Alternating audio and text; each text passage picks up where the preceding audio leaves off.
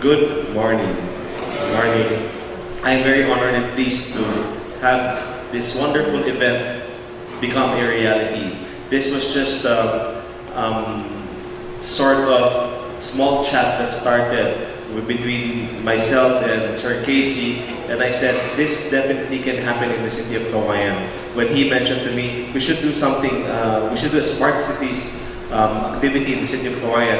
And the first person or the first thing that popped up my mind was the picture of Engineer Sancho Mabuarang and ISU President Dr. Ekmar Aquino.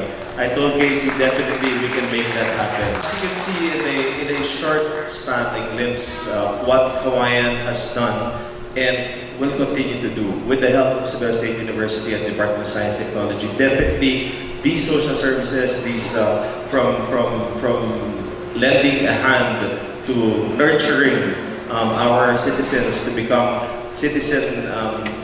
smart city engaged citizens, definitely I think it will go a long way. And we wanted to prove that if a city, a small city like the city of Kawayan can do these things, what more big cities? Definitely the concept of smart city is not exclusive to big cities, to wealthy cities, or not even urban cities, because we're here to prove that in small cities, in a rural setting, we still can implement and prove that we can be a smart city in our little way. So, this gathering of smart city advocates to discuss and share the smart city concepts and best practices that will advance digital capacity in particular and social innovation, okay, is I think a very good step towards this collaboration.